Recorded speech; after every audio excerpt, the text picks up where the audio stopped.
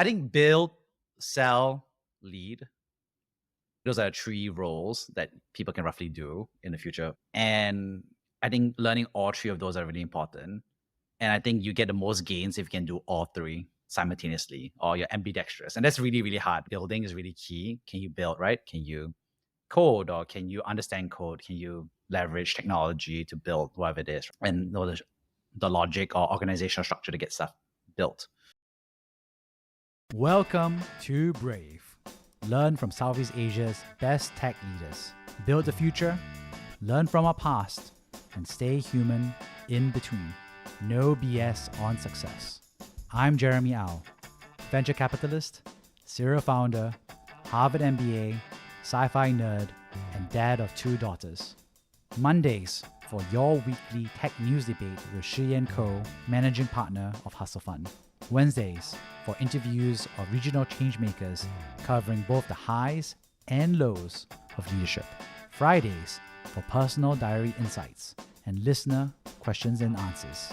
Join our movement of over 12,000 members for transcripts, analysis, and community at www.bravesea.com.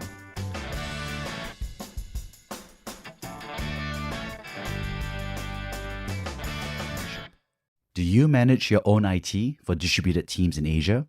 You know how painful it is. Asavol helps your in-house team by taking tough tasks off their hands and giving them the tools to manage IT effectively. Get help across 8 countries in Asia Pacific, which includes onboarding, procurement, device management, real-time IT support, offboarding, and more. Gain full control of all your IT infrastructure in one place with our state-of-the-art platform. Check out Asavol, ESEVEL.com, and get a demo today. Use our referral code BRAVE for 3 months free. Terms and conditions apply. Hey, Shiyan. Excited to discuss all things startup talent, salaries, hiring today with you. How are you feeling today? Well, I think it's a truism of the world that everyone always thinks they're underpaid. Ooh, It doesn't matter where you are or how much you're getting paid. So do we think we're underpaid? Well, I set my own salary, so I guess I can't think that. You're complaining to yourself, lodge a complaint, right? There you go.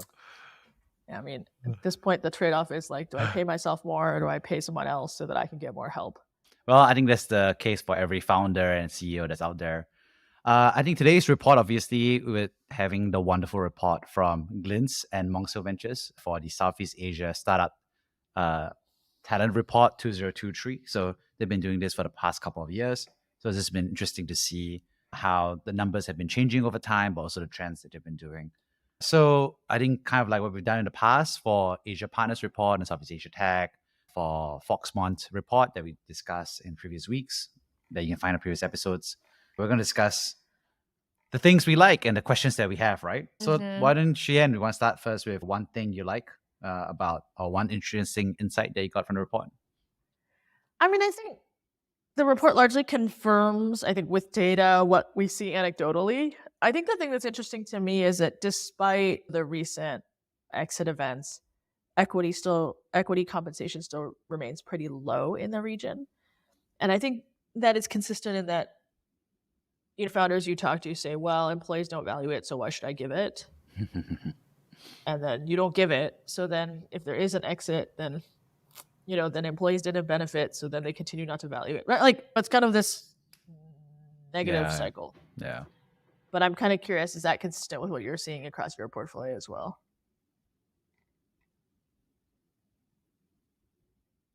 Yeah, I mean, I think obviously there's a behavioral component of the feedback loop about employees versus employers giving/requiring ESOPs. I think there was another debate I had over supper was that maybe it is also a rational requirement and request by employees, right? I mean, the exit multiples for Southeast Asia has been weaker, right? The exit probability also feels weaker compared to the US, right? And so to some extent, cash is worth more if ESOPs are eventually not going to be worth as much, right? And there hasn't been a necessary great demonstration, I think, with the last set of companies that have gone public, right? And then also coupled with the fact that it's not a very good secondary market. So it's not easy to cash out your ESOPs before the exit. So if you want to buy a house or you want to get a car, these are things that you can't really do effectively or efficiently in Southeast Asia. So actually what that means is that ESOPs versus say the same ESOP percentage in the US might be worth less, right? Might be take longer to get there and is much more illiquid, right? And so that perhaps lowers the value of ESOP. And that could be a rational explanation for the gap between the US and Southeast Asia. That's fair. That's fair. Yeah, I mean, I think we just need to get through this kind of like next cycle of exits. And ideally, you have like a C group or a Google type event where you're basically minting a bunch of multimillionaires. And then people start saying, hey, I want that. Yeah, and I think what you and I have discussed is that ESOPs are good for morale, they're good for long-term retention, they're good for co-ownership mentality. So I think it's not just the dollars and cents, right, of the cash and everything, but from an employer perspective, I think my recommendation I always say is like you should always give ESOPs, even if they don't want it, you should give them some, right? Now the quantum is going to be much less, I guess, over time, but you should always make sure to give something. So that's how I recommend founders to think about it. Yeah. Yeah, I mean, ownership matters, right? Like, if you feel like an employee versus you feel like an owner, I think it does change how you behave on the margin too. Right? Do I put in the extra effort or not? Yeah. And also it's like a bit of a psychological bias as well, right? If you have a share of the company, it's very different from saying like, oh, I got 10 grand more, right? I think the time horizon of that cash/outcome is, I don't know, embedded. And also I think it's symbolic, right? And to give out ESOPs because a lot of folks don't give out ESOPs as well as Southeast Asia. I feel like a contrarian but you thing still to do. you still have to educate people on what it is. Right? There's still like even in the US, like there's a lot of work that you have to do to help people understand what their options are worth and how basically like what you're doing day to day is actually connected to your options value going up. So there's still a fair amount of education to be done there. Yeah, and I think they also talk a little bit about how the founding CTOs, for example, normally push for more equity also because they are part of the founding journey at the stage are more cash heavy because obviously it's a later stage of the company, they have more expertise. So I thought it was an interesting dynamic. And of course, the CTOs earn more than the CEOs in terms of cash, which is, I think, good to see data confirm what we kind of know anecdotally as well. Yeah. Let me share about what I thought was really interesting. I thought it was interesting about hybrid work and remote work and in-time office, right? So I thought it was interesting to see that, of course, across Southeast Asia, about 45% was full-time in the office, 45% was hybrid, and about 12% fully remote. But I thought it was interesting when you break it down by country was that Singapore is like 63% hybrid and 12% and 25% remote. In other words, like effectively 90% is some form of remote and only about 10 to 12% are in office versus Vietnam is like 83% in the office and 11% hybrid, 6% remote. And then Indonesia is somewhere in the middle of these two, right? Yeah, and I think anecdotally it makes sense, right? I mean, in Singapore, I think a lot of folks do a hybrid because, yeah, and Singapore is small, but you have to travel, the cost of living. So I think a lot of folks are using hybrid. And then in Vietnam, I think people feel like they should be in the office culturally, the current practice. I think Indonesia, what's interesting is that people say they have to do hybrid, they have to go remote because the traffic's too bad, right? They can't get to the office, right? So that was an interesting dynamic where, different flavors to why they're doing hybrid or remote across the region. I wonder if though it's also because if you're in Singapore, you may have a higher probability of operating a regional business. Oh, that's true. Yeah. And so you have team members elsewhere anyway. Yeah. And if you have them elsewhere, then it's not just about the people who are elsewhere, but it's like, how do you collaborate, right? You don't need to be in an office to collaborate with someone remotely. Yeah. And I think also the other thought might be availability of high-speed internet at home. Right. Like I think in Indonesia, like one challenge during the pandemic that our founders said was that a lot of their employees didn't have good internet at home. Yeah. So they had to go into office to even like be productive. Yeah. So I'm kind of curious what that comparable rate is in Indonesia and Vietnam. Yeah, I think it's a fair point. And staring at the numbers here, yeah, I think Singapore has 25% remote, right? Which is about 3 to 4 times more than the other Southeast Asian countries, right? Full remote, right? And I think that goes exactly what you said, right? It's like if half your team is across the region, then why even have an office, right? You go to the office to dial into a camera. And then you're just like, forget it. Let's just dial from home, right? And Yeah, but I think it's an interesting question, right? So I had a debate on this recently with one of our founders, which is, can you have an effective organization with remote employees if the bulk of the employees are in one place? right. And, you know, his point of view was that like the bulk of his team is in one city, and it's too hard to integrate a senior person remotely. And my sort of counter to that was, part of it is less about, I mean, remote matters, but it's more about how you operate the business, which is like, why do people think in person is important? It's actually partially it's like the camaraderie, whatever, but it's also because it means, I think, that your business operates much more on implicit understandings than explicit agreements. Yeah. Right. And that's why if you're not in office, it's hard to know what the implicit understandings are because you don't see it. But if you operate in a much more explicit agreement sort of org design, right, you write everything down. You devolve decision-making down to the nodes, then it actually makes it easier to run a remote and a distributed organization. And so, like, where you're physically located, I think, is one part of the equation, but I actually think the bigger, more salient point is, like, how do you actually make decisions and communicate information in your organization? And those decisions, I think, drive whether or not you could do remote or hybrid effectively. Yeah. And I think that also intersects with the fact that there is a cost of living versus cost of compensation dynamic, right? I think that if you are in Singapore where salaries are high, but also it's hard to get the visas in for the right talent to come in, then you're just like, the point is moot, right? In some sense where you have to go hybrid or remote effectively if you want to absorb the right talent for that conversation that you just said. Versus I think for some teams that are Vietnam only and are primarily Vietnam talent, then that question doesn't even come up, right? It's just like, hey, we can do both, right? We can have the best talent and we can have a great culture where everyone's there, right? So I think it's going to be interesting. I suspect that Singapore is going to generate the next wave of like multinational corporations where everybody's remote because it's just like a biological constraint, right? Like, you just can't find the right people in Singapore or you can't bring them in easily. It's too expensive, basically. Yeah. And I think we mentioned this earlier in the past, right? We talked about the crowding out of employment passes, right? For FANG, the big tech companies. So there's implicit industrial policy. Let me paraphrase on your behalf here, is that we grant visas to the large tech companies, but commensurately, I think it's harder for that junior talent that are trying to come into Southeast Asia or Singapore to come to Singapore. What are your thoughts? Not even junior talent, right? I think basically what you have is you end up with like a two-tier compensation market where multinationals, FANG, pay at one level, and then, startups and SMEs pay at a different level.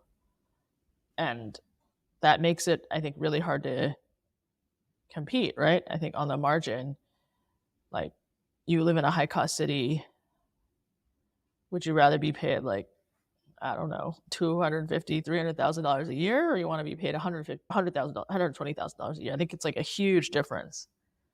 And so I think that makes it really challenging for startups to hire, unless people are basically like, hey, I have a nice savings cushion. I want to take some risk. I really want to work on this technology, work with this team. On a pure comp perspective, I think it's pretty hard. Yeah, and I think the way that has been solved in other regions is basically using ESOP, right, which we talked about, right? But the problem is that when you're calculating your employment pass and you're joining an early stage startup, your equity shares are not fully incorporated, I think, into decision making, unfortunately. That's what I've heard for the employment pass application, right? But even the employment pass application is ridiculous. Like, we had one EP that got held up because they're like, why does this guy have so much equity? And you're like, well, because we're asking him to take a pay cut. So we have to make it up somewhere. Like, I mean, it was kind of like a ridiculous conversation. Sorry, that's funny. And then, and then after that, you have to say, like, it's an early stage, so the equity is worth less, but it's going to be worth more in the future. How much is it worth? Yeah. I was just, like, I was annoyed. I mean, I think it took, like, 4 months to get this guy his EP. And, like, 4 months in startup land is actually quite a long time. Yeah, you know? that's like the average lifespan is about 2 years, right? So that's like Yeah. 1/6 of the lifespan. So I don't know. I really wish there was some way we could have like a dedicated window at MOM or something, Yeah, just people to understand startup comp better so that we yeah. can say like, hey, this is not actually that unusual. This is actually the way that people can bring high quality talent in without like huge amounts of money. Yeah, I think the uncertainty is what kills it, right? I mean, you have a job offer, but there's going to be a 4 month delay where you may or may not get a job. I mean, that's just bonkers from a candidate perspective, right? So you're just going to stick with the normal job, right? Slash, the big company job. But I think what's interesting is kind of like in terms of the questions here is I think we're seeing this interesting spread, right, in diffusion of technology talent. I thought it was interesting to see that there was different tech talent salaries. I mean, obviously, product manager is a good example of like Singapore PM salaries are much higher than that compared to Indonesia and Vietnam. Some of it is explained by technical skills. Some of it, of course, is by who you're hiring for, I guess. But that's how it was interesting, right? I mean, that kind of like labor arbitrage feels like a no-brainer, especially in a world of hybrid or remote, right? So I just feel like more and more jobs are just going to flow out of Singapore to the benefit of Philippines, Vietnam, Indonesia. Yeah, I mean, I think people already started that during the pandemic, right? Which is like, hey, actually, I can have a designer in JB who's a third of the cost. Why not? And I think then you end up in Singapore as like basically talent you can't find elsewhere, or talent you can find that talent you can't find that isn't willing to move to Jakarta or Ho Chi Minh or Manila or wherever. Yeah, and I think it makes sense in the short term, but I'm always get worried over the long term, right? Because I think let's talk about a positive version of the story, right? I think the positive version is that Vietnam is full of engineering teams. I heard a story about how large Singapore engineering company is moving 30 roles to Vietnam. And I was thinking to myself, yeah, it's great for the Vietnamese economy, great knowledge transfer. These folks are going to get great training within the Singapore system, right? Of like meritocracy and all these best practices. And then one day they're going to become engineering leaders and they're going to become founders one day and they'll stay in Vietnam, right? So I think that's great for the Vietnam ecosystem. But I think that some of the Singapore industrial policy and educational policy kind of like underweight some of this like critical mass, right? Where you want to have a certain density, right, of talent in some sectors of junior, middle management, and senior talent. But you can't just expect to cream off senior talent and not, I don't know. It's like a company that only poaches talent but doesn't promote from within, right? Well, Yeah, I don't know if that's yeah, entirely fair. I mean, I yeah. think the Singaporean trained engineers are actually very employable. We just don't make enough of them. Like if you take the graduated class of like NUS, NTU, SUTD, SMU has some technical degrees. Like they all get hired. Yeah. We just don't have enough. And so, but maybe that's to your industrial policy point, which is like our visas tend to be very high end, Yeah. and we need to kind of think about the full stack of those. Yeah. I mean, I think the sweet spot for everybody is just have more seats, right? Have more undergraduates, look at a region, right? And bring everybody in who's the best and then go from there, right? Yeah, but if like you don't give them visas and cost of living is really high, Yeah. They go back. then it becomes really hard, right? People go Yeah. home. Yeah. Yeah. Why not? You build that MRT to JB, lah, then we can have a little startup town in JB. It's like Oakland. Yeah, but then, like you said, you might as well just use high-speed internet then if you're taking the MRT, the train. So, what questions do you have in your head? I guess in terms of you've seen the report, there's so many different parts of it. What's on your mind for the tech landscape, talent-wise? I mean, I think I'm not that surprised by the comp numbers, right? I think this is pretty consistent with what I would expect. I am curious if like all the layoffs actually lead to more startups, or do those people kind of get recirculated into more like big company, stable corporate jobs because people are like, I'm done with startups. It's too high variance. I want some stability, or are they like, screw it, I can do it myself and better. I want to be my own boss. So I'm kind of curious kind of what happens given the sort of scale of the layoffs over the last 6 months across both regional startups and regionally based MNCs, right? So that's kind of what I'm sort of more meta interested in on the talent side. can we turn this into an engine Yeah. of growth going forward? Well, I think I definitely see that, at least on the founder side. So a lot of founders, obviously, their companies are winding down. And obviously, some of them make decisions to join big tech companies. Some decide to join their family businesses. And I think some are starting to build again, right? So I think that feels like a more straightforward path. I feel like I haven't seen too many folks who have been laid off because I think the cash, I don't know what's the word, the cash buffer is too thin, I think, in Southeast Asia. That's my read, I think. So I don't really see a lot of executives, folks who are like on my end yet, who've been laid off. And then they're like, okay, I want to build a business. I guess the only ones I can think of that somewhat see that is maybe you can see a few of them at Antler has a program where they provide some of that cash buffer in between. But generally, I haven't seen that like Silicon Valley style, right? Which is like, okay, you got laid off, but I don't know, you had $500,000 stash in a way somewhere, and then you're gonna build something. I don't really see that. Yeah. One can dream. One can dream. Just airdrop $500,000 to folks to build companies. Oh, but that's true as well, right? I mean, also because VC is a bit tighter in terms of liquidity and deployment now. So I think that proactive pre-product market fit type of funding that could have like been a stopgap for $500,000 of pre-seed funding. I think that just feels a bit harder as well. Yeah, I mean, I think people are asking for more traction metrics than they were 12 months ago. For sure. So the question I have in my head is, like tech roles. What do we think is going to change for, I guess, ESOPs and equity over time, right? Do I believe that this is going to grow larger as a share compensation over time? Or do I believe this is roughly the stable component, right? Because I think it was interesting where the trends that they shared was like, it still showed that the numbers roughly were the same over the past few years. Yeah. So I just thought it was interesting because a lot of folks expect that trend to get better, right? Depending on how you look at it, but more ESOPs be shared over time. So I just thought it was interesting. Maybe we've already hit a stable state. Yeah. Probably. I mean, I think what would change it, right? I think how do you move off an equilibrium of what people are used to? Like either you need like a really big exit for a company that had proactively given everyone shares to make people start saying, hey, where are my shares? Or you need like founders to come in who have a very different baseline. And I don't know whether you have enough of those people coming in volume to make a difference on the aggregate number. Yeah. Actually, this also intersects with something we just said, right? Which is that we're talking about the remote work and the spread, right? And one thing I do know from a behavioral economic side is like when your income is $10,000 a year, a dollar is worth a lot more to you than when you're earning $100,000 a year. So the truth is, we look at this cash spread as if it's like a linear trade-off against equity. But the truth is, if your team is now, for example, 80% in Philippines, Indonesia, Vietnam, where the average salary is much lower for tech, that dollar actually is worth the dollar's worth a lot more, right? The marginal cash is way more valuable to you. Yeah.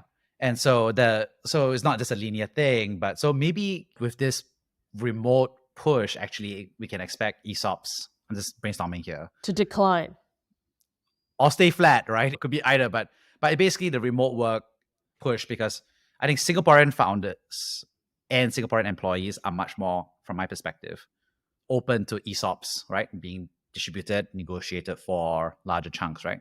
And I've seen that in other markets. So as the mix moves from Singaporean employees to employees in other countries, right, where the marginal dollar is valued more, but also there's less of a culture, we might actually see, like you said, ESOPs to decline or even stay the same, right? Until this labor arbitrage disappears, right? When a PM in Singapore doesn't get paid 3 times more than their counterpart in a different country. Yeah. When the arbitrage looks more normal and just only accounts for quality, then I think that's when the ESOPs might come back again. Yeah. Fair point. Interesting debate we have here. I just thought I learned something new today. I thought it was interesting to also look at some of the bonuses as well. I think like performance bonus is, they said about 58% have a performance bonus. And then they said 33% have a 13th month bonus, which is very confusing to me. 13th month bonus I'm just saying, right? And of course, they'll say like 25% have a referral bonus, 70% have a retention bonus, and 13% have a spot bonus. So I thought it was interesting set of bonus structure. And I think I often get questions from founders to be like, hey, should I offer a 13th month bonus and a performance bonus? Things like that. I don't really understand the 13-month bonus. Can you explain it to me? Supposedly, they don't have this in the US. Yeah, it's a practice in Singapore and some countries and Singaporean companies that they give you 12 months of salary, and then on the December they give you 1 month salary as a bonus. That's independent. And yeah, it doesn't make sense because wouldn't you just put it into your gross? And I've literally had budgeting debates where we just couldn't. I was like trying to figure out why the numbers were like different because I'm like, your monthly gross is this, but why is the annualized forecast at this? And I'm like, this makes no sense until I find out there's a 13-month bonus. And I was just like, what's going on, right? Anyway. Yeah, I don't know. I prefer the idea of a performance bonus to a 13-month like random thing because it's like, wouldn't you just rather have a higher base salary so you can like kind of understand what that is? And also having an end of year performance bonus just gives you more flexibility, I think, on your cash management. The spot bonus is an interesting question. Like, I think I have a hard time seeing people implementing that very well or consistently until you're like quite a bit further along. Hard to do fairly as well, honestly. Yeah, and it requires kind of like a lot of machinery to kind of get it going unless it's really very coin operated role. Yeah. But the performance bonus, I think like a mix of like company performance versus individual team performance, I think that can help people like drive, like you really want to drive them towards a number. I've seen it been pretty effective. Yeah, I think the breakout feels like everybody should have a performance bonus. 13-month bonus should effectively go to zero. You just move one side to the other side, right? And then there should always be a referral bonus. Yeah, I think in the early days, you end up kind of hiring out of your own networks. And so you'll have much better information on those candidates than someone coming in cold through your funnel. Yeah, exactly. Retention bonus is a weird one. Have you ever seen that done well? I mean, normally that's what ESOPs are for, right? No. I mean, I think, what is it? It's like your employee comes to you and it's like, hey, I have a competitive offer. I'm going to leave. And you're like, no, stay. Here's something to sweeten the pot. I mean, I think by that time they're already out the door. Even if you retain them, like, what does that do for you? That if a higher offer comes along, they're going to go. So, and I think the other adage that I think about is that comp is only part of the equation. Like when people talk about comp, there's probably other things they're unhappy about. Comp is just the easiest, most concrete thing to point to. Yeah. That reminds me of this quote that was in a report from Minette Navarrete, from the president of Kickstart Ventures. And she said that she asked founders when making critical decisions today is, would we decide this way if we had half the resources tomorrow? If the answer is no, the decision bears more thought. So it's a stress test, right? About the prioritization of resourcing. And I think there's more tough times actually, honestly, in this coming year. I don't know. I think earlier in the year we were like, oh, things are going to be okay by. No, I said I thought there were going to be more layoffs. Remember? Okay, we got to go back and check the record. But okay, I was under the impression that things would be like get better by the end of the year. But feels like the pain is going to drag on for another, I don't know, 2 years. So I think this is going to be a really tricky period for a lot of teams. I think in terms of layoffs, I think we're going to see a lot of companies announce a second round in this second half of the year. Oh yeah, because people always make the same mistake. You never cut enough the first time. Yeah. See, 2 shallow cuts is worse than 1 deep cut because it makes the morale hit like drag on way more, and it increases more of that like, am I next? This is going to happen. Then you're like distracted because you're like looking for another job in case you get laid off because you don't know what's going to happen. You're like living in this zone of uncertainty and fear. Yeah. Well, the only thing worse than that is 2 shallow cuts and then a third shallow cut after that. Yeah, I mean, there's like dark humor here. No, it's pretty terrible. Yeah, it's pretty terrible. So how do you think? So I know we did a previous episode, right? We talked about if you were one of the people being laid off, right? And to some extent, if you're an employer laying off, what you should do. We talked about how there's like the end of the tunnel. Any further thoughts that you've had? I'll tell you mine very quickly. Mine is, I think I made an assumption in the advice that you would be applying at another technology job, right? And I think that it's worth applying to non-tech jobs as well. I think there's a strong possibility that if you're applying for jobs and you're looking for a new one, just apply to non-classic tech, right? Maybe you apply to the banks or to the conglomerates to work there. Obviously, they'll be looking for technical talent or folks that are willing to be more innovative. And the second thing I'll add is, I think if you're in a market that's more worse hit by layoffs, so for example, like Singapore, Indonesia, consider relocation as well. So if you see a good startup opportunity that you want to do across the region and you don't have family and kids, yeah, maybe take the chance to take a job somewhere else in a different market that doesn't have your skill set and is willing to move you in to a place of low cost of living and just work there for 2 to 4 years. Yeah. Yeah, I think that's sound advice. But I mean, despite the layoffs and stuff, there are still companies that are growing and hiring. So I think looking for who has made a funding announcement recently, that's Yeah. generally when people are picking up hiring because they've got fresh funds in the bank. And there's still a lot of good activity in the ecosystem. It's just that layoffs, I think, dominate the news cycle more. Yeah, I agree about funding announcements. If they announce something, go send your resume to all of them and add all of them on LinkedIn. If I guess the question I have is, let's just say you're coaching a bunch of like teenagers, right? And they're looking at the world ahead. I'm kind of curious, what jobs would you train them for from your I perspective? wouldn't train them for a job. Yeah. No, I would say, I think there's 3 things they should learn. One is writing effectively. Like, how do you communicate ideas and arguments and understanding what makes a good argument and communication? I think written and oral. So that's 1, comms. I think 2 is like, I don't think you actually need to necessarily learn how to code, but I think you need to understand how code works. So like, we're seeing all of these advances in LLMs and generative AI, and very few, like comparatively fewer people will actually like build their own LLMs, but like tons of people are going to build on top of that, right? And so I think understanding basically the structure of how those things work and how you can harness them for purposes, I think is something I would learn how to do. And then the last part is like statistics. Like, the amount of data in the world has simply exploded and will continue to explode. And so like being able to understand what data means when you look at it, you don't need to be a data scientist. You just need to have a sense of like, okay, if I look at a data being output by this system, like what does that tell me about this business or this product or this thing? I think if you have those 3 sort of like core skill sets, you could probably learn other things. But I think it's really hard in the world for basically people who are like zero understanding of technology and how it works, because you have no framework to think about anything. Right. And then people who cannot communicate, it's really hard, because at the end of the day, everyone is selling something. If you are not selling a product or service, you are selling yourself as an employee, as a founder, Right. as a partner. You're selling ideas. And so if you can't communicate, I think like your life just becomes like way, way, way harder. Yeah. And then the stats thing is like, you just have no sense of magnitude. You just don't understand, like, is this important or not?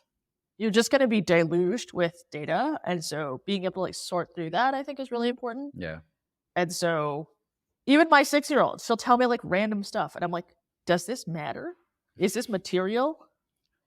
Like dominates her brain. And you're like, this is irrelevant. Do not focus on this. So it's I think that's what I would advise a high schooler. Yeah. But because you don't know what jobs are going to emerge. Like when we were in school, was TikToker a job? Nope. Not a job. Yeah. Yeah. But, and I think these are skills anybody should have. Whether you are a deeply technical person, you're still going to need to get your projects funded. Or you're like a very fuzzy person, you're still going to have to interact with all these people. So I think like core basic skills around that kind of equip you with anything. And then you just have to have the ability to do a little bit of grinding. That's your 4th skill is grind. I mean, it's fair. Yeah. Perseverance and getting shit done. Yeah. So, I mean, I always tell everyone, like, my first job, I worked in investment banking. I was an Excel monkey. And, like, one of the biggest lessons was, like, the human body is actually capable of way more than you think it is. With the appropriate incentives you can treat this car like trash.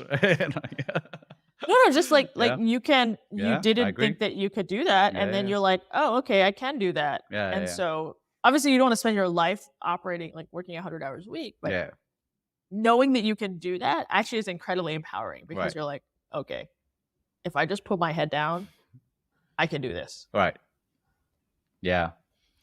No, I think it's true. It does remind me of when I was in the army, and before that I was very nice and middle class, and then suddenly you don't sleep for 3 days, and you're like, oh, I can do this, doing this high strenuous like military exercises, and then you're just like, yeah. I mean, after you do that, then you're like, oh, I love sleeping. After that, before that, you don't want to sleep. After that, you're like, oh, you know what? I really love sleeping, right? So, I think it's interesting. I mean, if I was to teach my kids, I would.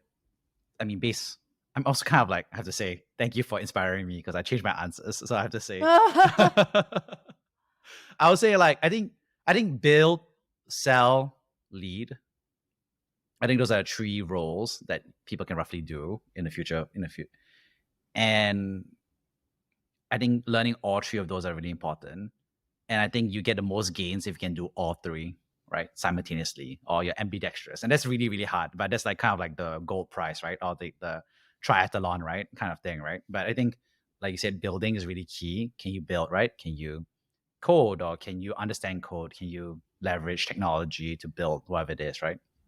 And know the logic or organizational structure to get stuff built. I think sell, like you said, understanding humans, understanding a problem. Don't get disconnected from the actual profit and loss machine. Don't become an executive or like some consultant who doesn't understand how it really works or what the product is being done. So I think selling to humans, selling to organizations, and then leadership, right? I think at least in our lifetime, I think you have to lead both humans, robots, and capital. So being able to mobilize them and organize them. And I think the truth is you have to do all 3, right, in the future to really have that awesome career I hope my 2 daughters have, right? So I think that's going to be a tricky part. Obviously, it's hard to imagine anyone being good at all 3, to be honest. I think values also, all of that has to be connected to a value system. Oh, And that's a vitamin. No. I think values. Because, yeah, because I think part of leadership is like people need to connect with you. Right. And like, what do you stand for? Like, what matters to you? How do they know that they live in a just environment? How do they know you're gonna treat them fairly? Yeah. You're not just in a purely transactional mode with them. So I think values matter, and I think values also like are connected to like your sense of self and confidence in like, hey, I don't necessarily agree with everyone, but I'm not afraid to say it because I have like a pretty good sense of like what I think right and wrong are and sense of self and those things. So anyway, this got a little bit more philosophical than I was planning for in this morning's bingo card. Yeah. Well, I just want to say that values, I agree. I think it's hard to play long-term games with long-term people if you don't have values intrinsically. So I think there is a commercial advantage for having values, but also as a parent, I hope I hang out with people with values, right? And I would love my child to have values, right? I wouldn't want to hang out with someone with no values as a kid. But it does feel, I think in this world today, it does feel increasingly transactional, right? And so it does feel like sometimes like a sucker's game to, I don't know, have values or try to abide by them.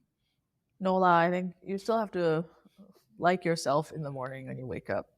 And so that's, I don't know, I try to, it's something I try to communicate, right? Which is like, you really just need to know your mind. Right. You need to understand like, what you stand for. Yeah. So cool. Well, on that note, have a wonderful week ahead. You too. Take it easy, Jeremy. Thank you for listening to Brave. If you enjoyed this episode, please share the podcast with your friends and colleagues. We would also appreciate you leaving a rating or review. Head over to www.bravesea.com for member content, resources, and community. Stay well and stay brave.